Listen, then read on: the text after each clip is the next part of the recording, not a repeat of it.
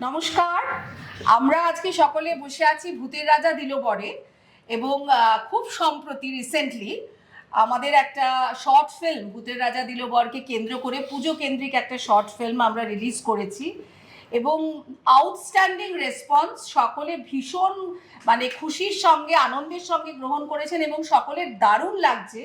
এবং আমরা যারা এই শর্ট ফিল্মটার সঙ্গে ইনভলভড তারা প্রত্যেকে এখানে আছি, মোটামুটি সবাই আছি, আরও দু একজন আসবেন। তো আমরা এখন একটা পুজোর আড্ডা মারবো এবং সব থেকে বড় যিনি ইনভলভড, যিনি এই কর্মকাণ্ডের নায়ক, তিনি হচ্ছেন মিস্টার রাজীব পাল, আমাদের সকলের প্রিয় রাজীব। না নমস্কার, কিন্তু আরেকটা ব্যাপার হচ্ছে আমি ইনভলভ কি করে হলাম? আমার তো কোনো ছবিই নেই। কথা বলেছে আসলে আসলে না, আমি বলবো নেপথ্যের নায়ক। এই যে নেপথ্য থেকে চালনা করা, এটা কিন্তু একটা বিরাট ব্যাপার। শুধু আমারও কোনো ছবি নেই, আমারও কোনো ছবি নেই। তোমার জন্যই তো আজকে আমরা এই কাজটাতে রয়েছি। না, তোমার ছবি নেই কিন্তু তোমার গলা আছে। আমার গলা, হ্যাঁ, তাহলে তুমি তো আছো। কোন গলাটা আইডেন্টিফাই করতে হবে, এটা আইডেন্টিফাই করতে হবে কার গলা, কার গলা, কার গলায় আসলে আমার গলা, কার মুখে লিপে। আচ্ছা, আমি একবার সকলের সঙ্গে আলাপটা করিয়ে দিই। আমার বাদিক থেকে মৌসুমী বসে আছে, অনেকদিন ধরে টলিগঞ্জে অভিনয় করছে, টলিউড ইন্ডাস্ট্রির একজন সদস্যা। আমার পাশে, তার পাশে সুমনা দাস। সুমনাকেও আমরা সকলেই চিনি, ও টলিউডের। এনাকে আমি কি বলবো আমি জানি না, এনাকে টলিউড বলিউড হলিউড কিছু বললেই যাই বলি কম বলা হবে। এনার একটা আলাদা পরিচয় আছে, assistant commissioner of police ACP Alok Sanyal. তার সঙ্গে উনি খুব ভালো অভিনয় করেন এবং কি বলবো, বাবার রোলে, দাদুর রোলে, ছেলের রোল এখনো পাননি, হ্যাঁ শ্বশুরমশাইয়ের রোলে অসাধারণ।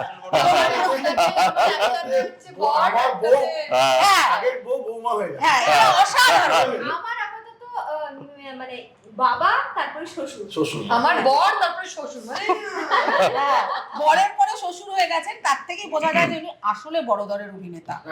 আসলে বড় দরের অভিনেতা না হলে কিন্তু এরকম ভার্সেটাইল বিভিন্ন সময় একই মহিলাকে মেয়ে হিসেবে এবং বউ হিসেবে দেখা খুব চাপের ব্যাপার। হ্যাঁ, ছবি দেখানো আছে, ডায়লগ কম, সারাক্ষণ ছবি। সুতরাং সত্যিকারের বড় অভিনেতা এবং এই কাজটা তো অসাধারণ করেছেন। অলোকদার সাথে আমার নিজের প্রথম কাজ, অসাধারণ অভিজ্ঞতা। আমার ডান দিকে, সরি, আমি আবার বলবো নেপথ্যের নায়ক, যিনি এই টোটাল কর্মকাণ্ডটা আমাদের সাহায্য করেছেন এবং আমাদের ইন্সপায়ার করেছেন যে এরকম একটা অভিনয়, এরকম একটা ফিল্ম করো। এবং সম্পূর্ণ ওনার সাথে মিটিংয়ের পর মিটিং হয়েছে যে এইভাবে করা হোক, এইভাবে গল্পটা তৈরি হোক। আমি, জয়দীপ এবং তুমি অনেক মিটিং করেছি আমরা যে এইভাবে গল্পটা তৈরি হোক, একটা বাড়ি হোক, কতগুলো ক্যারেক্টার থাকবে। সমানে রাজীব ওর ইনপুট দিয়ে গেছে, আর সেটাই খুব স্বাভাবিক, রাজীবের ইনপুটটাই খুব ইম্পর্টেন্ট। এবারে রাজীবের পাশে জ্যাক, ও তো কি বলবো, একদম হিরো, হিরো নাম্বার 1 জ্যাক বসে আছে। জ্যাক আমার সাথে খুব, জ্যাকের একটা সম্পর্ক, এটাও ক্যামেরার পিছনে খুব ভালো কেমিস্ট্রি আছে। কার সাথে যে তোমার কেমিস্ট্রি নেই কে জানে, যাই হোক।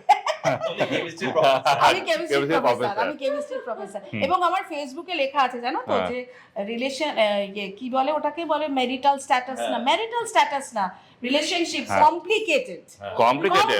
আমি লিখেছি কমপ্লিকেটেড লিখেছি। এবার যে যা ভাববে সেটা ভেবে নিতে পারে, কোনো অসুবিধা নেই। কম নয়। আচ্ছা, এবার হলো রিয়া গাঙ্গুলি। রিয়া তো কি বলবো, রিয়াকে আমরা টিভি সিরিয়ালে অনবরত রিয়ার মুখ দেখছি, আর ব্যস্ততম নায়িকা, অনেকে পাওয়াই যায় না। কিন্তু দুষ্টু যারা অভিনয় করে তারা তো ভালো হয়। হ্যাঁ, লাইফে তো পজিটিভ, এমনি নেগেটিভ হোক, লাইফে পজিটিভ। আর সিরিয়ালে কি হয়, সিরিয়ালে একটা ক্যারেক্টার তুমি নেগেটিভ করো, তারপর থেকে তোমাকে 3-4 বছর লাইফ কাজ হয়। আমি লাস্ট 3-4 বছর ধরে নেগেটিভ ক্যারেক্টারই করেছি, কিন্তু আমি শুরু করেছি ভীষণ ভালো ঘরোয়া বউ, মিষ্টি মেয়ে, এসব করতাম। তারপর যেই একটা আমি নেগেটিভ ক্যারেক্টার করেছি, তারপর থেকে কিন্তু আমি 3 বছর নেগেটিভই হয়ে গেছি। এইখানে একটা জ্যাকের প্রশ্ন আছে, এখানে 14 বছরের অভিজ্ঞতা, 14 বছরই নেগেটিভ, পজিটিভ আমার সব ফ্লপ। আমার 3 মাস 4 মাস ট্র্যাক করে অফ করে দেয়, আর 14 বছরই নেগেটিভই করছি। অনেক সময় রিয়েল হয়ে যাচ্ছে, রিল আর রিয়েল। ও আসলে মিষ্টি, ভালো মেয়েরা কিন্তু নেগেটিভ রোল পায়। কিন্তু জ্যাককে একটা প্রশ্ন আছে, যে বললো আমি ঘরোয়া মিষ্টি বউ, তাই কি রিয়েল লাইফে? না মিষ্টি দেবো মৌসুমি, যে ভয় করে সে জানে। ভীষণ মিষ্টি। না না, জ্যাক বলেছে হাততালি দাও সবাই, জ্যাক বলেছে ভীষণ মিষ্টি। অলোকদা যাবে যাবে করছে, কারণ অলোকদা তো একটা স্পেশাল ডিউটি থাকে, অলোকদাকে আমরা ছেড়ে দেবো। কিন্তু তার আগে অলোকদাকে কয়েকটা কোশ্চেন করবো। সেটা হচ্ছে এই যে আমরা যেটা শর্ট ফিল্ম বাউচি ভূতেরা জাতিল বর থেকে যেটা আমরা করলাম, তুমি দাদুর ভূমিকা এই প্রথম অভিনয় করলে, এই নাতি নাতনি নিয়ে তুমি এটা করলে, তো তোমার অভিজ্ঞতাটা কেরম, মানে কেরম লাগলো এটা নিয়ে? দাদু তো ভালো লাগেনি, ভালো লাগে না? দাদু হতে পারলে হ্যাঁ, জামাই ষষ্ঠীর শুটটা ভালো লেগেছিল তো আমার সাথে? ওটা দারুণ হ্যাঁ, ছিল। জামাই ষষ্ঠীটা ওটা একদম মাখামাখি। মানে জামাই ষষ্ঠীতে এরম বউ একজন ছিল, আর এটাতে তোমার হয়ে গেল বৌমা, মানে বৌমা তো মেয়ে হয়ে গেল। আর এটাতে এই দুটো বৌমা। আমার এটাতে যে বউ হয়েছে হ্যাঁ। হ্যাঁ। ও সব অ্যাকচুয়ালি প্রায় মানে রিয়েল লাইফে বউয়ের মতোই, অন্তত মানে 6 নম্বর জায়গায় আমার সাথে বউয়ের সঙ্গে থাকে। এটা হয় Real life অবস্থা। এ বউয়ের মতো। মানে মানে 6 নম্বর জায়গায় এটা বউ। কিন্তু না দেখে লোকে না না অলদা এটা বিষয়টা এটা কিন্তু দেখো আমাদের ইন্ডাস্ট্রি যেটা হয় যে যেমন কাপল হিসেবে Couple, যখন একদম। একটা পেয়ারকে লোকে দেখে যে বেশ ভালো ম্যাচ হয়েছে, তোমাদের তখন একটা সেটা ভালো। তোমরা হিট পেয়ে hit পেয়ে। না তার মানে এই নয় যে নিজের বউ ভাববে মাঝে মাঝে নিজের বউ, একদম। 498 হ্যাঁ, হিট জুটি যাকে বলে হিট জুটি। উনি আইনের বিষয়ে জানেন, উনি এরকম করবেন। না আজকে আইনা বার মানে এর বাইরে না। হ্যাঁ একদম। তো বারে আমার ইন্টারেস্ট আছে। না আমরা তো বাবরচি বা ভূতের রাজাতে তোমার সাথে অনেকগুলোই কাজ করেছি, তো কোনো সময় এটা আমার তো এটা বেস্ট লেগেছে। এটা বেস্ট, মানে গল্পটা তো খুব ভালো হয়েছে এই গল্পটা, আর যারা যারা দেখেছে সবাই বলছে যে দুর্দান্ত হয়েছে এটা। মৌসুমী বা জ্যাক বা এদের তো রিয়েল অ্যাক্টর মানে বহুদিন ধরে জ্যাক বা এদেরকে আমি বহুদিন ধরেই চিনি, মানে apart from my service they are very close to me. কিন্তু ওর সঙ্গে আমার কাজ হলো, এরা প্রত্যেকে অত্যন্ত শক্তিশালী এবং আমি ওকেও বলবো সবাই মিলে একসাথে আমাদের যিনি ডিরেক্টর হচ্ছেন একসাথে এটাকে নিয়ে দাঁড় করিয়ে দেওয়া, এবং এটা আমি খুব সাকসেসফুল হয় বিশেষ করে আমার খাবার যেরকম সাকসেসফুল, এটাও তত সাকসেসফুল। না তবে একটা জিনিস মানতে হবে অলোকদা, সেটা হচ্ছে তোমার সাথে যারা ছিল তারা কিন্তু সবাই অভিনয় করে, অভিনয় জগতের সাথে কিন্তু একদম পরোক্ষ ভাবে, তাই তো প্রত্যক্ষ ভাবে, হ্যাঁ ডিরেক্টলি প্রত্যক্ষ ভাবে ইনভলভ। সেখানে তুমি যে একটা অন্য জায়গা থেকে এসছো এবং এদের সাথে অভিনয় করেছো, কোথাও কিন্তু একটা বোঝাই যাচ্ছিল না যে তুমি এই জগতের লোকই নও। কারণ হচ্ছে আমি সারাদিন যাদেরকে ফেস করি তাদের ম্যাক্সিমাম তো মাস্ক পরা, সব মুখোশ। আচ্ছা, তারা তো সব আমার কাছে সব যখন আসে বিভিন্ন ব্যাপারে সবই তো তার প্রবলেম নিয়ে আসে, এবং প্রবলেম যখন নিয়ে আসে এক ধরনের, যখন তাদের সঙ্গে কথা বলতে বলতে যখন সেগুলো খুলে যায়, তখন আমরা বুঝি না এই চাকরিতেও যা হয় মানুষের এত ধরনের সমস্যা, চতুর্দিকে সব সমস্যা নিয়ে লোক আসে। মানে তুমি বলতে চাইছো তোমাকে ক্যামেরার সামনে আর কিছু এফর্ট দিতে হয় না? হ্যাঁ অনেকটা কমে যায়, হ্যাঁ। কারণ আমি তো আমার কাছে যে একটি ধর মহিলা এলো, তার ধরো কোনো বাড়ির সমস্যা, সে তো আমার কাছে কোনো অভিনয় করতে আসছে না, but what she is telling in front of me it's absolute natural. তো সেটা অনেক আমাকে বেশি সব জায়গায় আমি অবজার্ভ করতে করতে এটা শিক্ষা দিয়েছি। কারণ আমি ওর সঙ্গে কথা বলছি, কারণ আমার তো সেই সময় তো আমার কোনো নাটক বা সিনেমার কোনো না, তোমার রিঅ্যাকশনটাও ন্যাচারাল হচ্ছে, সো ওই ন্যাচারাল যে রিঅ্যাকশনটা সেটাও তোমার অভিনয়ের ক্ষেত্রে এসে যায়, অসুবিধা হয় না, ওইটা একটা হেল্প করে তোমাকে, কাজ করতে করতে ক্যামেরা ট্যামেরা আস্তে আস্তে এগিয়ে দেয়, অনেকটা এগিয়ে দেয়। আচ্ছা, আমাদের ফিল্মটাতে যে যে খাবারগুলো ছিল বেশিরভাগই কিন্তু এখানে আমি দেখতে পাচ্ছি। হ্যাঁ হ্যাঁ। মানে এটা তো আমাদের পুজোর থালি, পুজোতে যেটা পাওয়া যাবে সেটাই। পুজোর থালি বাবা মা। তো অলোকদা তোমার সবচেয়ে ভালো কি লাগে খেতে আমাদের যে আইটেম? পোস্ত আর ইলিশ। আর একটা লাস্ট কোশ্চেন, সেটা অলোকদা, এই যে লাস্ট 1-1.5 মাস ধরে আমরা দেখতে পাচ্ছি একটা কেমন একটা থমথমে একটা পরিবেশ, বাজারে এখনো অবধি সেইভাবে ভিড় লাগেনি। হ্যাঁ, বাজার এবছর পুজোতে কি হবে বুঝতে পারছি না। তো এই সম্পর্কে তোমার কিছু ধারণা যে আমরা এবছর পুজোটা, কারণ করোনার পরে আমরা এরকম কিন্তু দেখিনি যে এরকম ভাবে স্ল্যাশ ডাউন করেছে পুরো। নর্মাল। আর দেখো দেবী দুর্গা তো প্র্যাকটিক্যালি সমস্ত অন্ধকার পরিষ্কার করার জন্যই সারা আসে।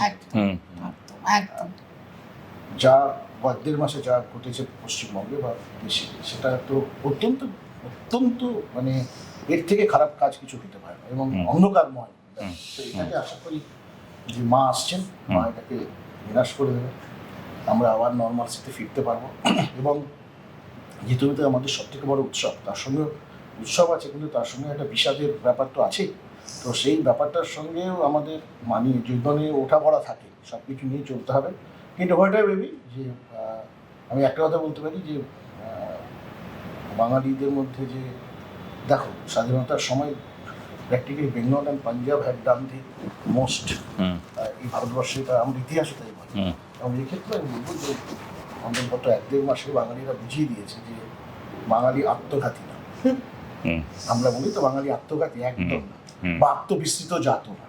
এবং সেক্ষেত্রে বাঙালিরা প্রমাণ করে দিয়েছে যে তারা অনেক বেশি সাংঘাতিক রকমভাবে তারা অত্যন্ত টাচি, অনুভূতিপ্রবণ, সংবেদনশীল। সেই জন্য আমার ধারণা পুজো তো আমাদের লাইফের পার্ট।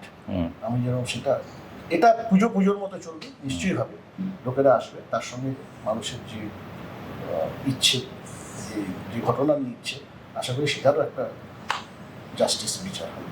একটু উঠে আমি আমার শুধু দুটো লাইন লাস্ট বলছি তোমার কথাকে ধরে, সেটা হচ্ছে এই যে আমরা শঙ্খ ঘোষের কবিতায় পড়েছি যে আয় আরো বেঁধে বেঁধে থাকে, এবং পুজো কিন্তু আমাদের একটা বন্ধনের প্রতীক।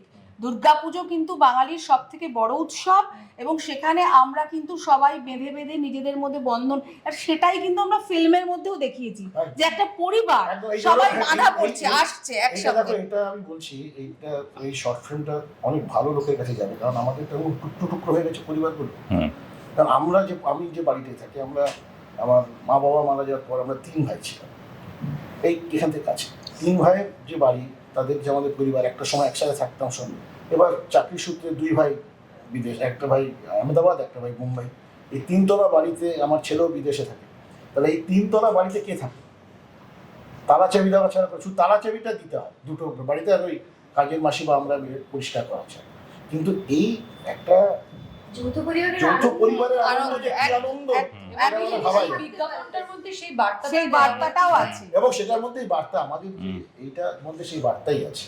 এবং এই জন্য হ্যাটস অফ টু রাজীব। ভূতের রাজা ধীরবর্ত, আমি আরেকটা ওকে খুব ভালোভাবে এই জন্য বলবো যে I have seen him grown up. I know him for 20 years, more than that, when I was in Barihat police station 2000। একদম হিরো, লম্বা লম্বা চুল, লাল লাল চুল, মানে বোঝাই যাচ্ছে। এখন hero আছে। হ্যাঁ হ্যাঁ, তখন থেকে হিরো। হ্যাঁ, ওটা তখন থেকে হিরো। হ্যাঁ হ্যাঁ, 2002 বড় সারা পৃথিবী সব ইম্পর্টেন্ট সহমত। এখন দেখছো তোমার বলিউড আর টলিউড এদের সব লোকজন ওয়ার্ল্ড হয়ে যাচ্ছে।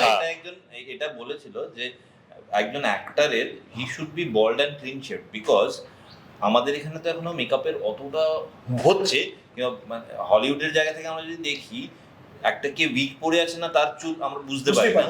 সুতরাং একজন হিরো যদি সে বোল্ড এবং শেভড হয়, তাহলে তাকে যে কোনো ক্যারেক্টারে শেপ আপ করানো। আমাদের অলৌকিক তাই। তো 2002 থেকে ওকে চিনি, এবং বাঙালি কনসার্ন, বিশ্বাস করে আমি একদম মন খুব ভালো হয়ে যায় যখন আমি দেখি না যে একটা জায়গায় এত কিছু, মানে অনেক রকম তো আমাদের সোসাইটির অনেক রকম সমস্যা থাকে, তার মধ্যে ছেলেটা বেরিয়েছে যে একটা বড় একটা তোমার আউটলেট খুলছে এবং কর্মসংস্থান হচ্ছে সবথেকে বড়। একদম নিশ্চয়ই 100 বার বহু মানুষের মানে কর্মসংস্থান। আমি তো মনে করি যে মানুষটি, একটি মানুষ, যে মানুষ তার অ্যাটলিস্ট 4টে লোককে খাওয়াতে পারছে, তার থেকে ব্লেসড পৃথিবীতে কেউ নেই। এবং দান করে নয়, তাকে যোগ্য জায়গা তুমি আরো রাজু ভাই ভালো করো, উন্নতি হোক, ভগবান করুক, জগন্নাথের কৃপায় তোমার আরো ভবিষ্যৎ হবে। আমাকে এটা ছাড়তে হবে। ঠিক আছে, থ্যাংক ইউ অলোকদা। চলো কথা হচ্ছে। আচ্ছা, অলোকদা তো বেরিয়ে গেলেন। অলোকদার নিজস্ব তার কর্মজগৎ থেকে দায়িত্ব আছে, তার সঙ্গে তার অভিনয় জগতেরও কিছু দায়িত্ব আজকে আছে আমি শুনেছি। তো সব মিলিয়ে অলোকদাকে প্রস্থান করতে হলো আমাদের এই আড্ডা ছেড়ে। কিন্তু খুব সুন্দর সময় আমরা অলোকদার সঙ্গে কাটালাম। কিন্তু এই মুহূর্তে আমাদের সঙ্গে আরো সুন্দর সময় কাটাবেন বলে একজন এসেছেন। তিনি আমাদের এই ফিল্মটা যেটা তৈরি হয়েছে তার টেকনিক্যাল ডিরেক্টর জয়দীপ মজুমদার। খুব বিখ্যাত নাম, চেহারা দেখলেই বুঝতে পারবেন। খুব বিখ্যাত চেহারা। আসুন। বাহ, আমাদের হিরো স্যার, বসুন। আর পরের যে ফিল্মটা হবে, ওনাকে কিন্তু টেকনিক্যাল ডিরেক্টর রাখলে শুধু হবে না, ওনাকে একটা ভালো রোল অ্যাক্টিং ওনাকে দিতে হবে। না, ওনাকে বহুবার বলেছি। কারা কারা ওনার বড় মেয়ে, ছোট মেয়ে, বউ, মা হতে চাইবে সেটা আমি না মুশকিল তো, উনি তো বলেই দিয়েছেন। না উনি বলেছেন হিরো ছাড়া কোনো কিছু হবেই না। হিরো আর হিরোইন আর কোনো কিছু নেই। না ওনাকে হিরোইন দিতে হবে ওনাকে, ইয়াং হিরোইন দিতে হবে। Heroine এছাড়া কিছু করবে হ্যাঁ, না। ওনাকে- কিছু না, উনি দাদুর রোল, বাবার রোল কিছু করবেন না। আমি তোমার সঙ্গে কাজ করবো। ঠিক আছে, ঠিক আছে। আমি না ওর দিদি হতে পারবো না, আমার বোন হতে পারবো না, ওর সন্তান হতে পারবো। আমি একটু প্রজেক্টে হ্যাঁ আমরা পুরো টেকনিক্যাল টিমে থাকবো। আমাকে আমরা ইন্টারভিউতে কি বলতে চাইলো? খাওয়া কি বলতে চাইলো? হিরোইন হতে চাই। তোমার কিরকম লাগলো এই ইউনিটটার সঙ্গে কাজ করে? মানে এই ইউনিটটাকে তুমি তো একসাথে বেঁধে দিয়েছো সুতোয়, কেমন লাগলো? রাজীবের সাথে আমার পরিচয় বেশ বছর 5-এর, কিন্তু আমরা কাজ শুরু করেছি লাস্ট 2 বছর। ওর সাথে প্রতিটা আলাপচারিতা, প্রতিটা আড্ডা, প্রতিটা গল্প, ও কিন্তু প্রত্যেকটা মানুষকে অদ্ভুতভাবে এটা সমৃদ্ধ করে খুব সহজ ভাষায়, যেটা খুব ইম্পর্টেন্ট আমাদের কাছে। তাই ও যখন এই পার্টিকুলার গল্পটা নিয়ে আমাদের কাছে এলো, it was so very interesting for us, যে আমরা ভাবলাম একটা সুন্দর টিম তৈরি করি, সুন্দর টিম তৈরি করে আমরা একটা ভালো জিনিস মানুষকে উপহার দিই। তো তারই ফলস্বরূপ এই বিজ্ঞাপন বলুন বা এই পুজোর যে আমরা এই কনসেপ্টটা ক্রিয়েট করেছি ফর ভূতের রাজা দিল বর, আশা করি এটা আপনাদের সকলেরই ভালো লাগবে। And it's a pure team work. প্রত্যেকে অসম্ভব ভালো কাজ করেছে, and under the able direction of mister Rajiv Paul, মানে যিনি প্রতি মুহূর্তে আমাদেরকে প্রপার ইনপুটস দিয়ে সব রকমভাবে সহায়তা করেছেন। That's it. এবং ভূতের রাজা দিল বরের পুরো টিম, মানে আমাদের ওইখানে Exactly. খাবার দরকার যেভাবে তারা নিয়ে এসছেন, প্রত্যেকটা খাবার আলাদা আলাদা করে মানে শুটের সময়, এবং তারা সেখানে সেইভাবে সাজিয়ে দিয়েছেন যেভাবে আমরা বলেছি, মানে অনবদ্য। আমি বলবো মানে ওরাও তো under the able guidance of mister Rajiv পলই কাজ করে, মানে এটা কিন্তু সত্যি এটা হ্যাটস কিন্তু অফ। ঘটনা, হ্যাঁ। মানে ওরা যেভাবে কাজ করেছেন, এবং যিনি ভূত সেজেছেন তিনি 4 বার মেকআপ করেছেন, কারণ সকাল থেকে ওনাকে মেকআপ করানো হচ্ছে আর বলা হচ্ছে এরপর আপনার শর্ট হবে, মেকআপ ড্রাই হয়ে ঠিক থাকছে না, উনি আবার বলছেন আমি আবার মেকআপ করে আসছি দিদি। মানে আউটস্ট্যান্ডিং। আমি বলবো যে এটা সব প্রচণ্ড আন্তরিক একটা প্রয়াস ছিল প্রত্যেকের। সকলের যে একটা ইনভলভমেন্ট, সেটা কিন্তু তোমার ভূতের রাজা দিলওয়ারের টিম, আর টিম কখনো টিম লিডার ছাড়া ঠিক হয় না। না, ব্যাপারটা হচ্ছে আজকেই যে যেখানে বসে আছি, যে সবাইকে নিয়ে ইন্ডাস্ট্রি সব এখন একজন বড় বড় লোক চারপাশে আমার বসে আছে, এই জায়গাটাতে বসে থাকার জন্য কৃতিত্ব কিন্তু একজনেরই, সেটা হচ্ছে উনি। একদম একদম। মানে কেন যে কনফিডেন্স, আজকে আমরা পডকাস্ট করছি, এটা তো আমি জীবনে কোনোদিন কল্পনাও করতে পারিনি এরকম ধরনের জিনিস আমরা করতে পারি বা আমি করতে পারি। কেন করতে পেরেছি? 2016 খুব সম্ভবত বা 15 হবে, ইনি প্রথম আমাকে টিভি ক্যামেরার সামনে বসার সুযোগ করে দিয়েছিলেন। একদম। এবং 3-4টে সিরিয়াল এরকম পরপর সিরিজ হয়েছে কি পরপর এরকম 3টে, যেখানে আমি কথা বলার কনফিডেন্সটা পেয়েছি যে হ্যাঁ ক্যামেরার সামনে কিভাবে কথা বলতে হয়। বলতে বেশি ভালো কথা বলে। বলতে বলতে আজকে এই জায়গাতে এসেছি। সুতরাং সম্পূর্ণ কৃতিত্ব কিন্তু উনি তৈরি করেছেন আমাকে। হ্যাঁ, তৈরি করেছেন। হ্যাঁ। 100 বার ওনার কৃতিত্ব তো, মানে উনি তো আমাকেও তৈরি উনি করেছেন। কিন্তু সর্বোচ্চ হ্যাঁ, মানে উনি সবাইকে তৈরি করে, উনি সবাইকে তৈরি করে। আমার উনি তৈরি করেন, হ্যাঁ। কিন্তু সর্বোচ্চ কেরিয়ারে ক্রিয়াকলাপ। শুরুই না হাত দিয়ে। উনি আমার খুব ভালো তৈরি উনি করেন, হ্যাঁ। উনি খুব ভালো তৈরি করেন, কিন্তু বিষয়টা যেটা হলো স্টুডেন্ট খুব ভালো না হলে কিন্তু টিচার যতই ইনপুট দিক রাজীব, হুম। এটা তোমাকে মানতে হবে তুমি খুব ভালো স্টুডেন্ট। না না, হ্যাঁ। ব্যাপারটা কি জানো তো, মানে টিচারের কৃতিত্ব সেখানেই। যদি একটা বাজে স্টুডেন্টকে সে ফার্স্ট বয় করতে পারে, ভালো ছেলেকে ফার্স্ট বয়কে ফার্স্ট বয় করে লাভ নেই। এটা আমি সহমত। তাই না? ভালো ছেলেকে তো- ফার্স্ট বয় করার মধ্যে বিরাট হ্যাঁ, কৃতিত্ব নেই। যেখানে কিছুই জানতাম না সেখান থেকে তুলে নিয়ে এসে ফার্স্ট বয় হয়েছে কিনা জানি না, তবে হ্যাঁ মানে কাছাকাছি বেঞ্চে যাওয়ার মতো অবস্থাটা হয়েছে, সেটা বুঝি। না, আমরা যেহেতু এই ফুড ইন্ডাস্ট্রিতে আছি, খাওয়া দাওয়ার মধ্যে আছি, এবং যেটা আমি অলোকদাকেও কোশ্চেনটা করেছিলাম, সেটা হচ্ছে বর্তমান যে পরিস্থিতি, তো আমরা সত্যি একটু ভয়ে আছি। কারণ লাস্ট 1.5-2 মাস ধরে আমরা দেখতে পাচ্ছি যে আমাদের ফুড ইন্ডাস্ট্রি মেনলি যেটা আমরা করি, অন্যান্য ইন্ডাস্ট্রির খবর আমি জানি না, খুব ভালো অবস্থাতে আমরা নেই, আমার খুব ভালো নেই। আমরা কেউই ভালো নেই হ্যাঁ। last 1-2 মাস। কেউই ভালো নেই। তার সাথে আমরা এই ফিল্মটা করছি, সামনে পুজোটা আসছে, আমরা চাইছি যাতে পুজোটা সবাই আনন্দ করতে পারি। তো সত্যি কি আনন্দ করতে পারছি বা পারবো, সেই ব্যাপারে আর কি তোমার। না, মানে প্রতিটা পুজোর মতো তো এই বছরের পুজোটা ঠিক নয়। হুম। তো সেই সারাটা বাঙালি বা যারা পুজোয় কলকাতায় আসেন, ঘোরেন, পুজো ফেস্টিভ্যালে মেতে থাকেন, সেই রেসপন্সটা হয়তো আমরা পাচ্ছি না, বা সেই রেসপন্সটা হয়তো আপনি সেরকমভাবে পাবেন না এই বছর। কিন্তু আমার মনে হয় না একদম তো মানুষ ফেলে দিতে পারে না উৎসবটা, কারণ বছরে একবারই বাঙালির একটি বড় উৎসব। আর মানুষ এই দুর্গাপুজোর জন্য আমরা সবাই মানে স্কুল কলেজের ছেলেমেয়েরা থেকে শুরু করে ফ্যামিলি লোকজন শুরু করে সবাই ওয়েট করে থাকি। হয়তো এই যে বললাম ওই রেসপন্সটা বা উচ্ছ্বাসটা আমাদের মধ্যে নেই, কিন্তু কিন্তু আমরা পার্টিসিপেট করি, আমরা আন্দোলন করছি ঠিকই, কিন্তু এটা উৎসবের আন্দোলন, সেটা আমরা করছি ঠিকই, কিন্তু আমরা উৎসবে থাকবো। আমরা বলছি না যে আমরা উৎসব থেকে বেরিয়েছি, আমরা পুজো প্যান্ডেল যাবো না, আমরা বাড়িতে বসে বিদ্রোহ করবো বা রাস্তায় নেমে বিদ্রোহ করবো, এটা কিন্তু একদম নয়। এটা যারা বলছেন ভীষণ ভুল কথা, ভুল ধারণা। কারণ এইসব কথা বলে লাভ নেই। বাঙালি সব রকম সব কিছু নিয়ে চলতে ভালোবাসে। আর এখন যেটা, আর এইটাও নয় যে আমরা একদম ভুলেই যাবো যে কি ঘটনা ঘটেছে বা কি নিয়ে আমরা এই 1-1.5 মাস ধরে আন্দোলনটা করলাম, সেটাও ভুলে যাওয়ার নয়। ওই 4 দিন আমরা পুজোতে মেতে থাকবো সবকিছু নিয়ে, কিন্তু আমাদের থাকতে হবে। আমরা বেরোতে পারবো না, না দুর্গাপুজো থেকে বেরোতে পারবো না এই আন্দোলনটা থেকে বেরোতে পারবো। আমার দুটো নিয়েই চলবে। তো সুমনা বলো, তো তোমার পুজোর কি প্ল্যান প্রোগ্রাম, কেরম কি করছো? প্ল্যান বলতে কোনো বছরই পুজোয় সেভাবে প্ল্যান থাকে না, মিলিয়ে থাকে। তো এবারের সিচুয়েশনটা একটু আলাদা, কিন্তু তার মানে যেটা বললো মুসুরি যে একদম যে বন্ধ হয়ে যাবে সেটা নয়। মানে শুধু আমাদের এখন হ্যাঁ মার্কেটিং বা এটা ওটা এখন তুলনায় অন্যান্য বছর যতটা ভিড় থাকতো সেটা এই বছর একটু কম অন্যরকম। কিন্তু এটাও ভাবতে হবে যে এই ফেস্টিভ্যালটার জন্য ডিপেন্ড করে অনেকের বাড়ি চলবে, প্যান্ডেল যারা হচ্ছে, মানে এইরকম সিচুয়েশন, এর থেকেও হয়তো খারাপ সিচুয়েশন আমরা দেখে এসেছি কোভিডের সময়। তখনও একটা ছিল ডাউন সিচুয়েশন, তারপরে আপ হলো, আবার একটা এখন, মানে আপ ডাউন তো থাকবেই, কিন্তু তার মধ্যে এই ফেস্টিভ্যালের উপরে ডিপেন্ড করে অনেকের বাড়ি চলে, অনেক বিজনেস হয়, সংসার চলে, তো এগুলোও থাকবে। তো সবটা ব্যালেন্স দরকার। তো হয়তো সেই রকম জাঁকজমক করে হয়তো এবছর হবে না।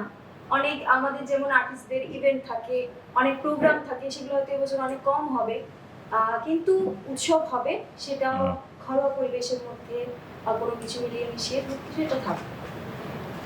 যদি এই যে না আরেকটা ব্যাপার হচ্ছে সেটা যে করোনার সময় আমরা চাইছিলাম কি করে বাড়ি থেকে বেরোবো, একটা আমাদের মধ্যে সেই উদ্যোগ ছিল যে আমরা বেরোতে চাই, পুজোটা এনজয় করতে চাই, শরীর দিচ্ছে না কিন্তু আমরা চাই। কিন্তু এবার কেমন একটা অদ্ভুত, আমরা বাইরেই যাচ্ছি, আমরা ঘুরছি ফিরছি, কিন্তু মনে হচ্ছে আমার প্রাণ নেই। হ্যাঁ হ্যাঁ, মনে হচ্ছে যে আমাদের একটা প্রাণ নেই, এই জিনিসটা একটা ফিল হচ্ছে, কোথাও একটা যেন শূন্যতা। তো সেটা আমরা মানে এটা কি ওভারকাম করতে পারবো এই পুজোতে?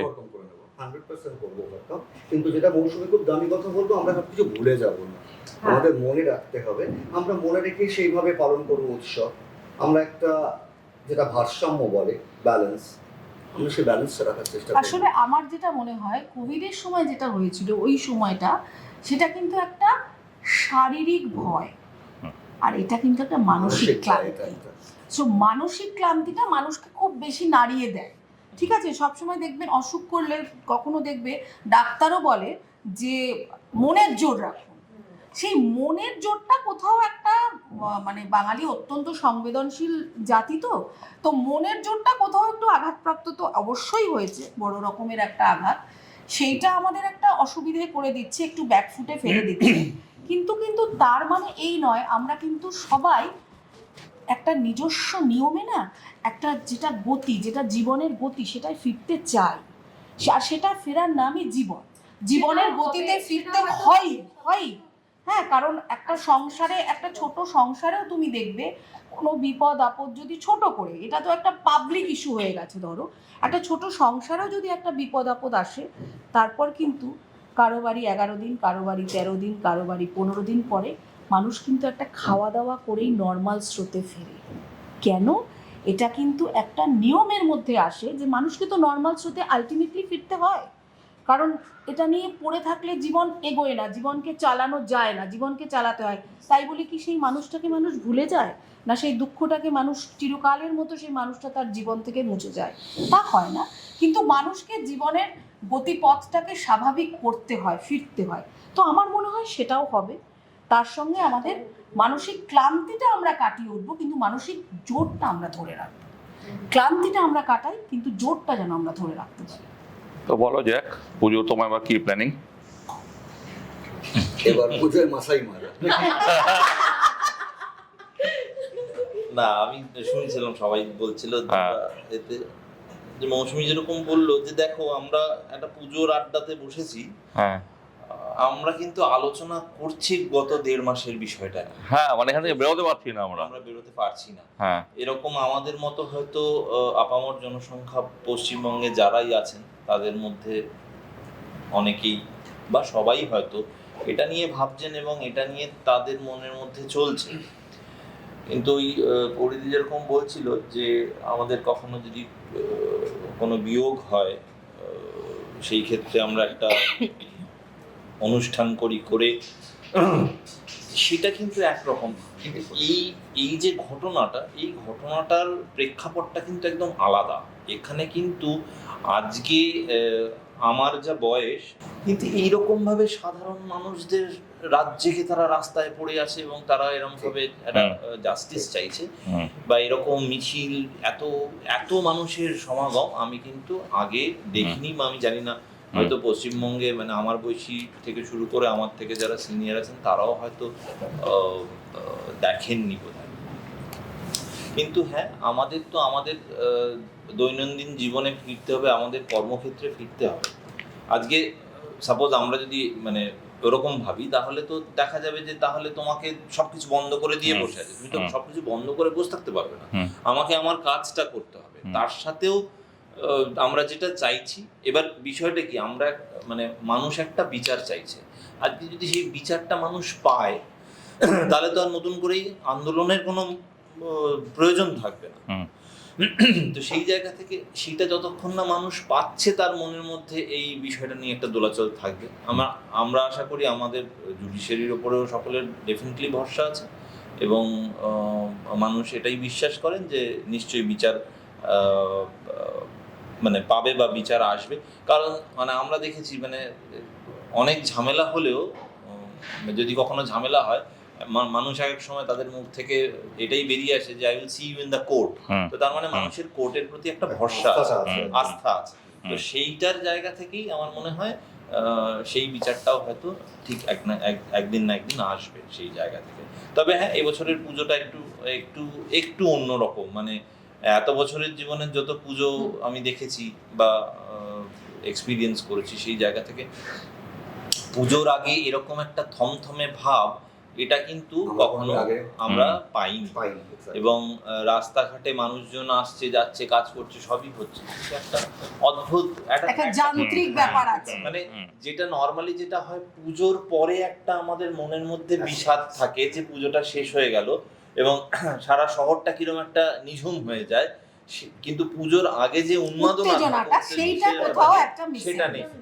কিরকম যেন মনে হচ্ছে যে আমরা বিসর্জনের পরের একটা সময়ের মধ্যে দিয়ে যাচ্ছি।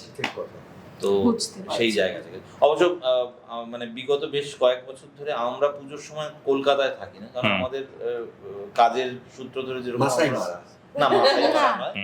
মাসাই মারা হতেই পারে যদি আগামী একটা বছর যদি পুরোটা সমস্ত প্রজেক্টে আমি ওনার সাথে থাকতে পারি, তাহলে নিশ্চয়ই আমি নেক্সট পুজো মাসাই মারা আজকে এখানে কনফার্ম করব। তুমি কনফার্ম করে দাও তাহলে মাসাই মারাটা হয়ে যাক। হ্যাঁ না তবে এবছর কিন্তু আমি চিতা দেখেছি, চিড়িয়াখানা যেটা নাকি সাধারণত দেখা যায় না ডুয়ার্সে। সেটা ডুয়ার্সে কিন্তু এই যে ডুয়ার্সে কিন্তু চিতা আছে, কারণ চিতা যেটা হয় দেখো জঙ্গলের ওই পাহাড়ি বেস ল্যান্ডস্কেপ ফর চিতা না, ইউ হ্যাভ সিন লেপার্ড। হ্যাঁ, সো লেপার্ডদের হচ্ছে ওটা হচ্ছে মানে আইডিয়াল জায়গা। এবং লেপার্ডরা ওই চা বাগান যত আসে, ওই চা বাগানের মধ্যে ওরা না যখন ওদের মানে সিজন হয় বাচ্চার, ওরা ওইখানে এসে ওটা করে, যার ফলে সাধারণত এমনি সময় রাত্রিরে কিন্তু ওই পাহাড়ি চা বাগান ওই সব জায়গায় যেতে মানুষ বারণ করে, there is a chances of মানে লেপার্ড মানে ঘটনাটা আমি বহুবার ওখানে গেছি তো, কিন্তু যতবার গেছি অনেক সাফারি করেছি, কিচ্ছু দেখতে পাইনি, হাতি অব্দি দেখতে পাইনি। তো মনের মধ্যে একটা আক্ষেপ ছিল। আমাদের যখন ফিরছিলাম ড্রাইভারটাকে বলছিলাম যে দেখা যায় হাতি বাতি দেখতে পাবো, রাত্রিবেলা অনেক রাতে ফিরছিলাম, বললো এখানে লেপার্ড দেখা যায়। মানে তো ব্যাং অব্দি দেখিনি লেপার্ড দেখা যায়। আর কপাল হচ্ছে এরম দিয়েছি আমি, অদ্ভুত ভাবে গাড়িটা আমাদের খারাপ হয়ে যায়। আর যখন গাড়িটা খারাপ হয়ে যাচ্ছে, গাড়ি আস্তে আস্তে আস্তে আস্তে স্লো হয়ে যাচ্ছে, মানে ইঞ্জিন গরম হয়ে গেছে, এসি চলছে অনেকক্ষণ, তো আমরা গেছিলাম তোমার ওই বিন্দুর ওখানে গেছিলাম, বিন্দু ঝলম। হ্যাঁ, ওইখান থেকে নামতে নামতে আর গাড়ি টানতে পারছিল না, বলছিল যে স্যার আমার গাড়ি ঠান্ডা করতে হবে কিছুক্ষণের জন্য, বলতে বলতে গাড়ি স্টার্ট বন্ধ, আর বন্ধ হয়ে আস্তে আস্তে আস্তে স্লো হয়ে যেখানে গিয়ে গাড়িটা দাঁড়ালো, দেখি চিতাটা ওখানেই। হ্যাঁ, ওইখানেই চিতাটা। আর এরম অবস্থা যে গাড়ির যেহেতু বন্ধ হয়ে গেছে স্টার্ট, কাজটাও তুলতে পারছি না, আমি সামনে বসে আছি, চিতা আমার সামনে, বুঝলে? হ্যাঁ হ্যাঁ হ্যাঁ, লেপার্ড। হ্যাঁ, মাউন্টেন ডিউ। ড্রাইভার তো ঘাবড়ে কি করে বুঝতে পারছে, হস হস হস হস চিৎকার করে ভাগিয়ে দিয়েছে, এরকম একটা অবস্থা। যাই হোক, তো এটা একটা মানে ভালো অভিজ্ঞতা। খুব একটা ভালো অভিজ্ঞতা, মানে লাইফে এরকম একটা হয়নি, অনেক দিনের একটা আক্ষেপ ছিল সেটা পূরণ হয়েছে, পুজোর আগে হয়েছে। আচ্ছা, তুমি এটা বলো, তুমি তো প্রচুর অভিনয় করো, প্রচুর জায়গাতে অভিনয় করো, তো আমাদের এই ভূতের রাতে একটা ছোট্ট একটা ফিল্মে তুমি একটা ছোট্ট একটা কাজ করলে, তো কেরম লাগলো এই ভূতের রাতের সাথে, মানে তো অভিজ্ঞতাটা কেরম? মানে আমি জীবনে খুব কমই মানে বিজ্ঞাপন যেটা আমরা বলি অ্যাড ফিল্ম, সেইটা খুব কম করেছি, মানে করবো না বলে না, মানে নেয়নি তাই করিনি আর কি, দিলেই আমাকে দায়ী করছি। ও বললো কথা হাটের মাঝে যাচ্ছে, আমি কি বলেছি সেটা না। হ্যাঁ, তো সেই জায়গা থেকে, বাট আমাকে না, আমি মানে ছোট থেকেই আমাকে অ্যাড ফিল্ম ভীষণ টানে, কারণ আমার মনে হয় যে খুব কম সময়ের মধ্যে দিয়ে একটা গল্প বলে দেওয়া, একটা মেসেজ পাস করা is a very tough and difficult job.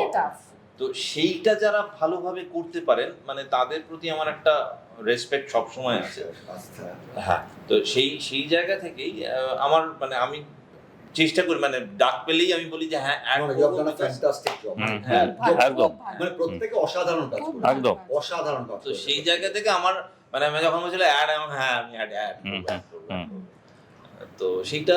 তো আর ভূতের রাজা তো আমাদের মানে নামটাই তো ছোটবেলার নস্টালজিয়া, তো আমরা ভীষণ ভাবে অ্যাটাচড, বাঙালি ভীষণ ভাবে বাঙালি অ্যাটাচড নামটার সঙ্গে ভীষণ ভীষণ, এবং ওই মানে ওই বাঁশবাগানে লাইট ভূতের রাজা একদম যখন ছোট প্রথম দেখেছিলাম তখন ভয় লেগেছিল, তখন এটা, কিন্তু তারপরে it became so interesting to us যে and what a concept, synonymous with Bengali. Exactly. তো হাতে হাতে তালি দিলে যে ভূতের থালিটা আসে, ওই থালিটা তুমি একা খেতে পারবে তো? কেন? আমি আমি আমি আমি আমি এখানে মানে আমি ভূতের রাজাতে এর আগেও খেয়েছি, আমি যতবার এসেছি এখানে খেয়েছি, বাড়ি গিয়ে মোটামুটি সেদিন তো মানে আর কিছুই খাওয়া হাসপাস আমি করেছি। এতটা অব্দি খাই না, আমি এতটা অব্দি খেয়েছি।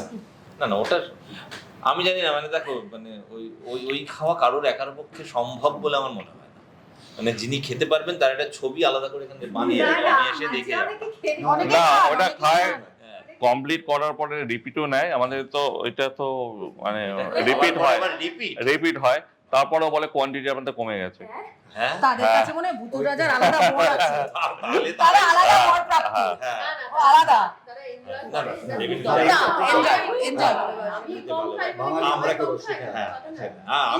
আমি যেমন আমি সর্বভূক বলা যায়, সর্বভূক কিন্তু স্বল্পাহার।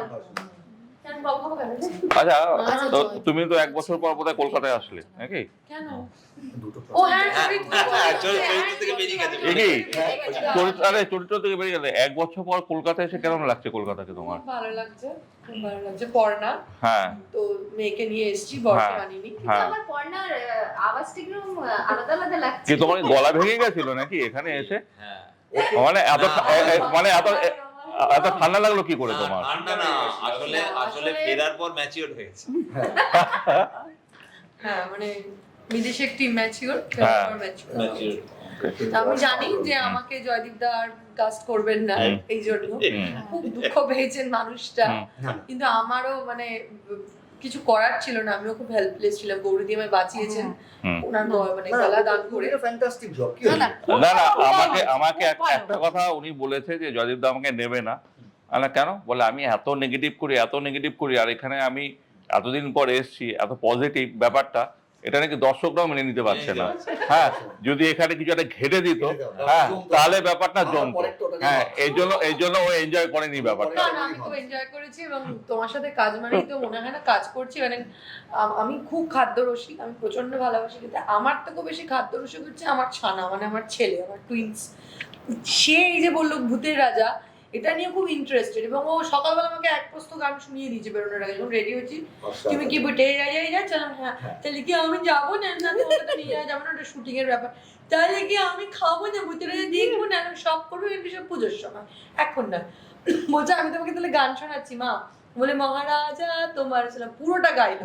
মানে ও প্রচন্ড ইন্টারেস্টেড যে এই রাজা এত বর দেয়, এত খাবার দেয়, যেখানে খুশি ঘুরতে পারি, এই ব্যাপারটা খুব ভালোবাসি। হ্যাঁ, ওটা মানে ইন্টারেস্টেড। ও আবার আমার মেয়েকে বোঝাবে, ছন্যা ওইসব চাবি না, এই খাবার চাইবি, ওকে বোঝাবে যে সত্যি যদি ভূতেরা যদি সামনে অ্যাপিয়ার করেন, তাহলে কি চাইবো? খাবারই চাই। আগে থেকে ও যদি খেতে ভালোবাসে। এরকম ভাবনা না? হ্যাঁ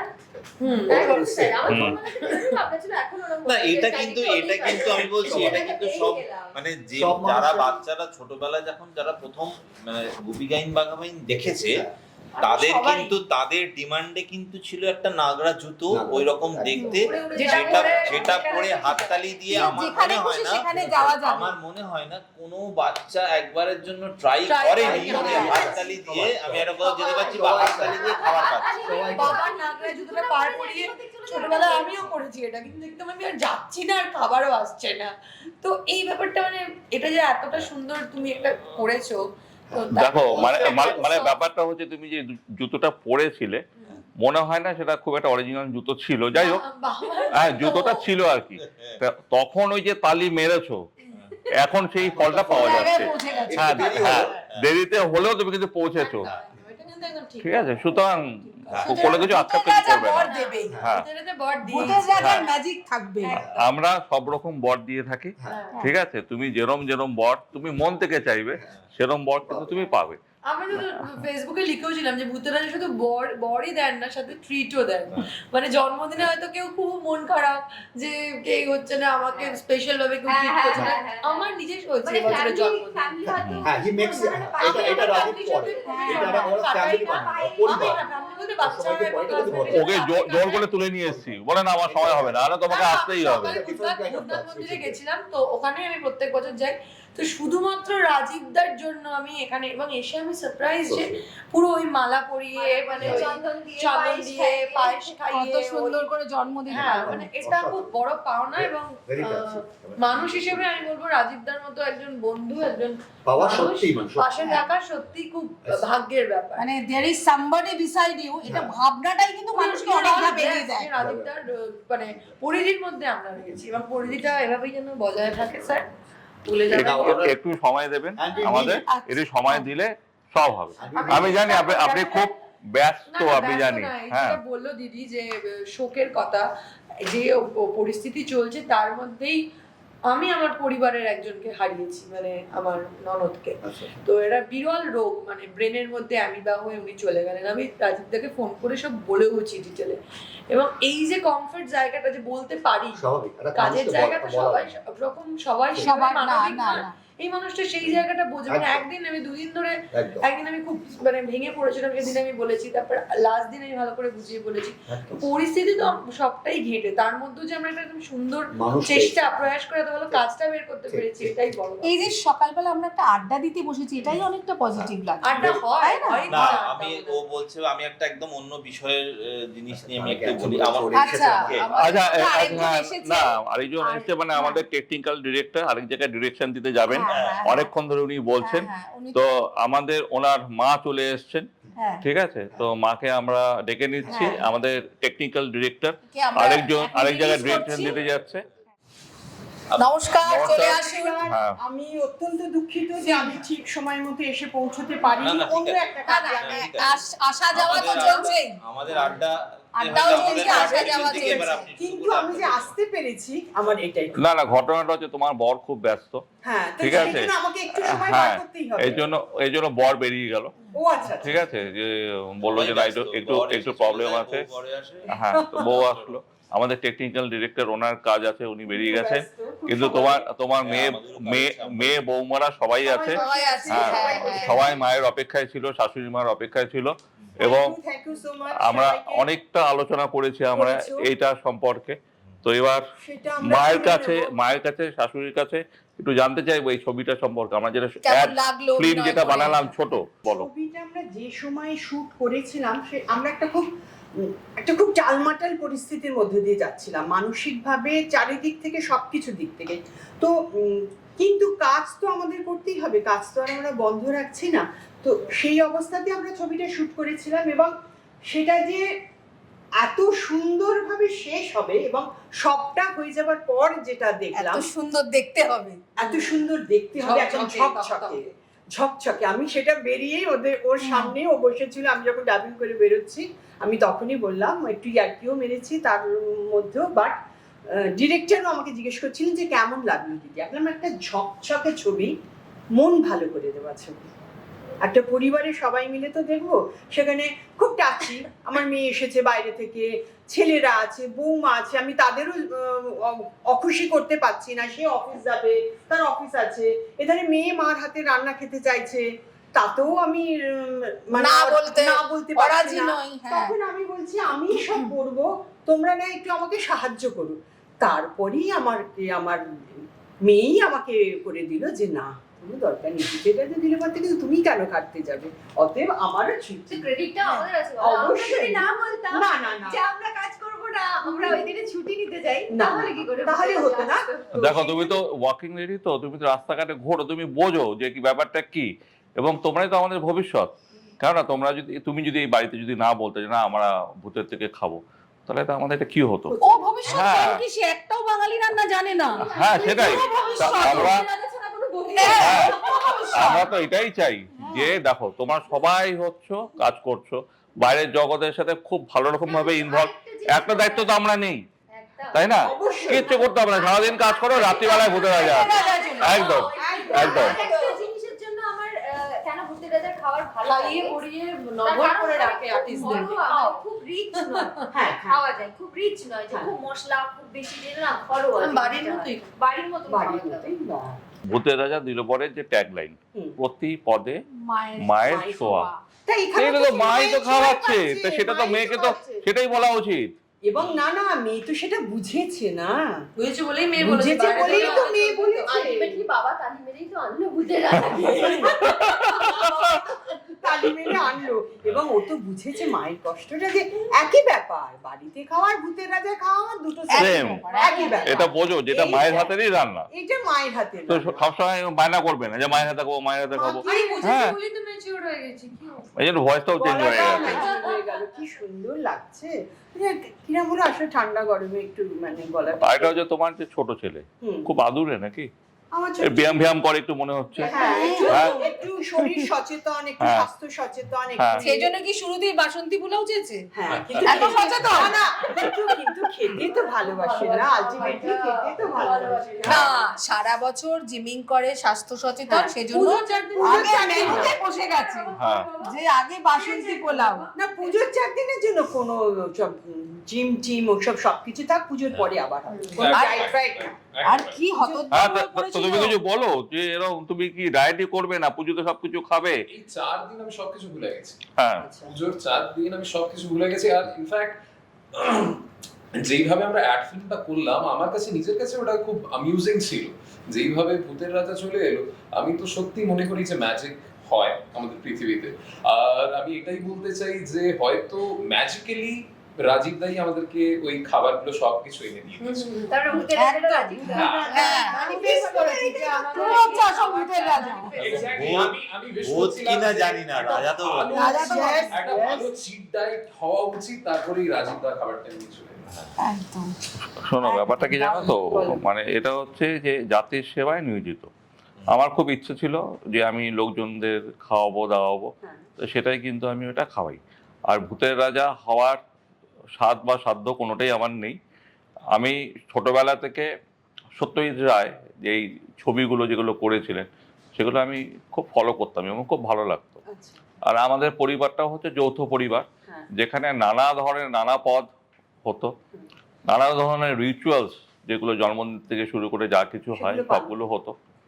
তো সেইটাই আমি এখানে করার চেষ্টা করেছি। এই যে ওরা সব বলছে না যে জন্মদিনে আমাদের এরম আশীর্বাদ ধান দুব্বা মালা দিয়ে করা, সেটা যেটা আমি বাড়ি থেকে শিখেছি, যেটা আমাদের দেখেছো, সেই বাঙালি যে আনা কাজটা, যেই ব্যাপারটা, একদম, তো একদম। সেটাই আমি এখানে সেটাই করার এখানে চেষ্টা এই করেছি। ধরনের এই যে জিনিসগুলো না, বা কারোর কোনো আইবুড়ো ভাত বা কারোর কোনো স্পেশাল দিনে এখানে এসে যে রিচুয়ালস গুলো হয়, এগুলো কিন্তু আলাদা বাইরে কোথাও কিন্তু পাওয়া যায় না। কোথাও হয় না, কোথাও হয় না। কলকাতায় কোথাও হয় না, কোথাও বাইরে তো বাদই দিও। হ্যাঁ। কলকাতায় না ঘটনা জানো তো, একমাত্র এখানে। আমরাই হচ্ছে একমাত্র বাঙালি যেটা বাঙালিয়ানাটা আমাদের পছন্দ ছিল না। আমরা কন্টিনেন্টাল পছন্দ করি, আমরা থাই পছন্দ করি, আমরা অন্যান্য যে কিউজিনগুলি আছে সেগুলো আমরা পছন্দ করি, কিন্তু আমাদের এত সুন্দর খাওয়া সেটা আমরা পছন্দ করছিলাম না। কিন্তু এখন বাঙালি খাবারের উপরে craze কিন্তু হয়ে গেছে। করোনা আমাদের অনেক কিছু শিখিয়ে দিয়েছে, পিগি তাই না? সবথেকে বেশি দাম বাঙালি। হ্যাঁ। হ্যাঁ। করোনা শিখিয়ে দিয়েছে যে বাঙালিয়ানা কি। ভূতের রাজাও বুঝিয়ে দিয়েছে যে হ্যাঁ, দিনে হোক রাতে হোক লাইন দিয়ে বাঙালি খাবার খাওয়া যায়, এবং এই যে বাঙালিয়ানা যে রিচুয়ালগুলো সেগুলো ভূতের রাজাতেই পাওয়া যায়। আচ্ছা দেখো, আমরা ভূত চতুর্দশী করতাম না, আমরা কি করতাম? হ্যালোইন ডে, হ্যাঁ, ইংলিশ। একদম। হ্যাঁ, আমরা জন্মদিন করতাম পাশ্চাত্যকে কেক, আমি কিন্তু ছোটবেলা কেক থেকে কেটে। ছোটবেলা থেকে হ্যাঁ। ভূত চতুর্দশী দেখেছি। দেখেছি। আর আমি কিছু কিছু হ্যাঁ। পরিবারে তো ওটা maintain হয়েছে। 14 শাক 14 শাক 14 প্রদীপ আমাদের ছোটবেলা থেকে। লোকের মানে জেনারেশন চেঞ্জ হতে হতে, যেটা বললো রাজীব দা, তাই হয়েছে হ্যালোইন পার্টি। হ্যালেন বাড়ি। না তবে এখানে আমি একটা ভূত চতুর্দশীর অনুষ্ঠানে যাই। হ্যাঁ, আমি একটা জিনিস বলতে চাইছি যে যেটা সেটা হচ্ছে যে বাঙালি কিন্তু দেখো বাঙালি প্রচুর জিনিস অ্যাডাপ্ট করেছে এবং বাঙালি কিন্তু এক্সপ্লোর করতেও ভালোবাসে। ভালোবাসে। তো সেই জায়গা থেকে মানে এটা ডেফিনেটলি রাজীব দা আমার সাথে একমত হবে, যেহেতু রাজীব দা এই ফুড ইন্ডাস্ট্রির সাথেও যুক্ত। পশ্চিমবঙ্গ তথা কলকাতায় খাবারের যা সম্ভার তুমি এটা আর কোথাও পাবে না। কোথাও পাবে না। এটা তো ঠিক কথা। এবং একদম, এবং একদম। কলকাতাতে খাবারের সে দাম থেকে শুরু করে ভ্যারাইটি দাম এবং এবং টেস্ট, Taste. সেটা কিন্তু হ্যাঁ, যে কোনো জায়গার একদম। একটা স্পেশালিটি আছে, একদম। সেখানকার একটা খাবারের একটা স্পেশালিটি থাকেই। কিন্তু তুমি কলকাতায় এলে তুমি হেন কোনো খাবার নেই বা খাবারের দোকান নেই যেটা তুমি ট্রাই করলে পাবে। খুঁজে পাবে না। তো সেখানে এবার বাঙালি খাবারের বিষয়টা যেটা, সেটা হচ্ছে বাঙালি খাবারের অনেক খাবার আছে যে খাবারগুলো দেখো আগে জিনিসটা ছিল আমাদের মানে ঠাকুমারা বা তাদের আগের জেনারেশন যারা, তারা যেসব রান্নাগুলো করতো সেই রান্নাগুলো এখন কিন্তু এই সময়ে দাঁড়িয়ে যারা মহিলারা তারা হয়তো সেই রান্নাগুলো করেন না, সময় পান না, সময় অনেক পান না, সময় ইচ্ছে অনেকে থাকলেও হয়তো সময় পান না, না। অনেকে হয়তো জানেন না। অনেকে জানেন না, জানেন না, অনেকে জানেন জানেন না। না, অনেকেই জানেন। অনেকে জানেন না। সময় পান না সেটা তো হতেই পারে, এখন সকলেই কাজ করে সেই জায়গা থেকে, কিন্তু অনেকে জানেন না, যার ফলে এই খাবারগুলো খাবার একটা হয়তো মনের মধ্যে ইচ্ছে বাসনা থাকে, থাকে, বাসনা, ইচ্ছে থাকে, ইচ্ছেটা তো থাকেই। কিন্তু সেটা কোথায় পাবো? তো হ্যাঁ। সেই জায়গা থেকে রাজীবদা যে বিষয়টা শুরু করেছে, আমার মনে হয় সেই স্বাদটা তাদের পূর্ণ একদম। হবে। আর একটা জিনিস আমার মনে হয়, এই যে ওদের ভূতের রাজা দিল বরের যে ক্যাচ লাইন, প্রতি পদে মায়ের ছোঁয়া, এখানে পদ কথাটার দুটো ব্যাখ্যা। হ্যাঁ। একটা হচ্ছে মেনু পদ, বল। প্রত্যেকটা রান্নায় মায়ের ছোঁয়া আছে। আর একটা পদ হচ্ছে স্টেপ, প্রতি পদে মানে এই যে আন্তরিকতা, হ্যাঁ। এই যে প্রত্যেকটা স্টেপে, এই যে বলছো মা জন্মদিন পালন করলে যেরকম করতেন, আজকে কিন্তু রিয়ার জন্মদিনটা সেভাবে পালন হলো। রিয়া কিন্তু আমার সেই জীবনের প্রথম- সেই অনুভূতিটা পেলো জীবনে সুতরাং, প্রথম হ্যাঁ। জানি না, আমি ছোটবেলায় আমি একটাই মেয়ে, কিন্তু হতো না মানে সাংসারিক অনেক এতে যা হয় আর কি, সবার তো সব রকম এ থাকে না।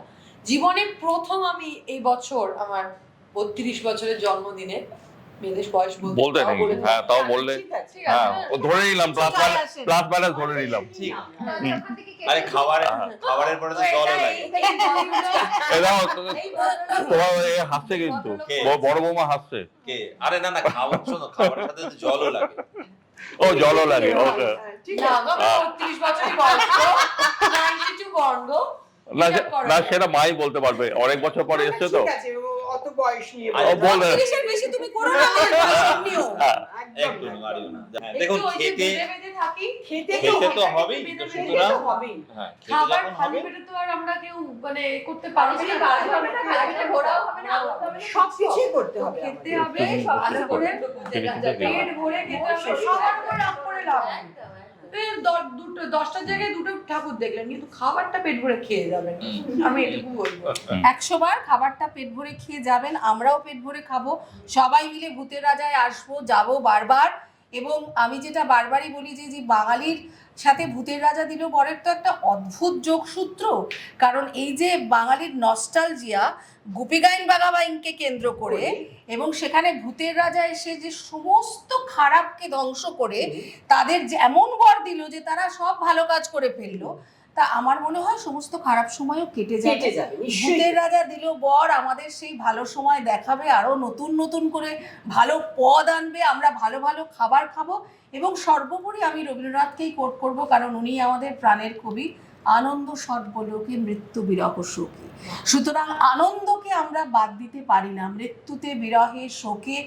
এবং দুর্গাপুজোয় আনন্দ থাকবে, আপনারা আনন্দে থাকুন, আনন্দে থাকার চেষ্টা করুন, সঙ্গে বুকের মধ্যে ক্ষতটাকে নিয়ে বাঁচুন, কিন্তু ক্ষতটাকে শুধু বড় করে দেখলে জীবন চালানো সম্ভব নয়।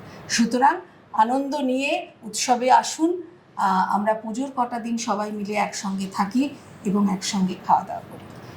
সবাই ভালো থাকবেন, সুস্থ থাকবেন, শারদীয়ার অনেক অনেক শুভেচ্ছা সবাইকে। নমস্কার।